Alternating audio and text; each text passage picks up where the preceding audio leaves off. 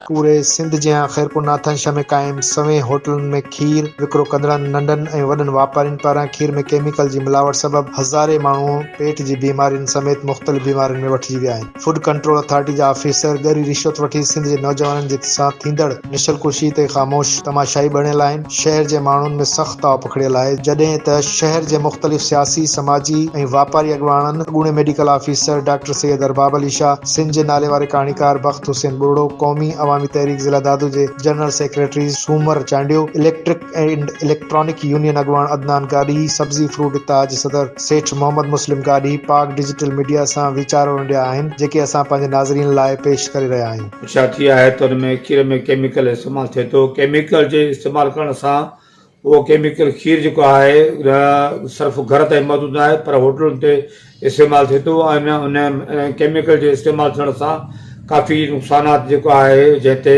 ख़ासि करे मादो जेको आहे उन मादे जो कैंसर, उन में मादे जी बीमारियूं, मादे ते सोदिश, आंड्रे ते जेका सोदिश प्लस में बुकियुनि ते बुकियुनि ते असरु थी सघे थो। सिंध हुकूमत खां ऐं वफ़ाक़ी हुकूमत खां असां जेका आहे उमेदु रखूं था त इन ते एक्शन कयो वञे। उन में बासर माण्हू मुलवस शामिल आहिनि। उन में खरबे रुपयनि जी आमदनी आहे ऐं जॾहिं त जेको आहे उहो खीर जेको आहे महांगो बि मिले थो ऐं खीर कोन्हे को जंहिंमें इंसान ज़िंदगी तबाही जेको आहे। खैरपुर नाथनशाह में सरेआम केमिकल मिलियल खीर जो वापो थिए थो। केमिकल मिलियल चांहि जे करे समय जेके होटलुनि ते वेठल माण्हू आहिनि उहे केतिरनि ई बीमारियुनि में मुब्तला थी विया आहिनि। केतिरनि ई माण्हुनि खे कैंसर थी वियो आहे, केतिरा माण्हू हेपाटाइटिस में मुब्तला थी विया आहिनि, केतिरा माण्हू मैदे जे बीमारियुनि में मुब्तला थी विया आहिनि। हर माण्हू को न को दवा जो इस्तेमालु करे थो, को राइस जो इस्तेमालु थो करे, को ॿियूं दवाऊं जो इस्तेमालु थो करे। हर वक़्तु माण्हू जेको आहे सो उन्हनि खे शिकायत आहे। खीर निजो ज़हर आहे। फूड अथॉरिटी निंड पियो आहे, या त ॻरी रिश्वत वठी हेॾे अचे कोन थो, या त ख़ामोश में वेठो आहे, को बि कमु नथो करे। अलमदार चौक ते सरेआम खीर पिया था खपाइनि। शाम धारा अची विज़िट करे ॾिसे त केॾो ज़ुल्म आहे। मासूम ॿार पीअनि था, अलाए केतिरियूं बीमारियूं जनम वठनि था। होटलनि ते इस्तेमालु थिए माण्हू डेली चांहि पीअनि था, हज़ारे बीमारियूं जनम वठनि था।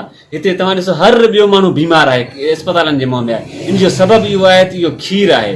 हिते फैक्ट्रियूं हलनि थियूं खीर जूं, उते बि निजो केमिकल ज़हर मिलाइनि था, लेकिन हीअ चेक करणु नथा अचनि। असीं सम्झूं था हीअ रिश्वत वठी ऐं बस कयो वेठा आहिनि, मंथली हिननि जी मुक़ररु थियल आहे, हीअ नथा अचनि। असीं आला इदारनि खां मुतालबो था कयूं त फौरन नोटिस वरितो वञे ऐं हीअ निजो ज़हर वारो खीर बंदि कयो वञे। नतीजा जी तहरीक लाई वेंदी। असांजे शहर खैरपुर नाथनशाह अंदरि मुख़्तलिफ़ होटलुनि ते, चौकनि ते, चौराहनि ते वॾे पैमाने ते केमिकल खीर विकिरो थी रहियो आहे, जेको इंसानी सिहत लाइ इंतिहाई हानिकार आहे। ही नकुली ऐं गैर मयारी खीर विकिरे थियण सबबि मासूम ॿारड़ा, बुज़ुर्ग, नौजवान केतिरनि ई बीमारियुनि में मुब्तला आहिनि, जिन में मादे जा मसइला, हाज़मे जूं बीमारियूं ऐं पिणु ॿिया केतिरा ई असरात हिन में शामिल आहिनि।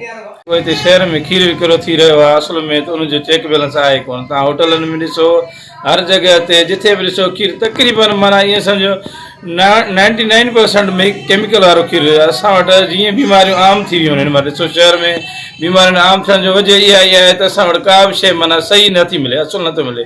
या खीर जहिड़ी शइ मेन शइ आहे खीर, उहो बि असां वटि केमिकल वारो मिले थो। भली केतिरो बि महांगो आहे, 200 खां 250 रुपया किलो मिले थो, उहो बि केमिकल वारो आहे, सिर्फ़ु केमिकल। अॻे त पाणी मिलावट हूंदो, हाणे त केमिकल जहिड़ी ज़हर वबा जेका हुन में मिलावट कई थी वञे। फूड अथॉरिटी जहिड़ी शइ कानून त असांखे हिते शहर में कॾहिं उहा शइ नज़र ई न आई आहे। हिते चेक बैलेंस लाइ या ॿी कंहिं शइ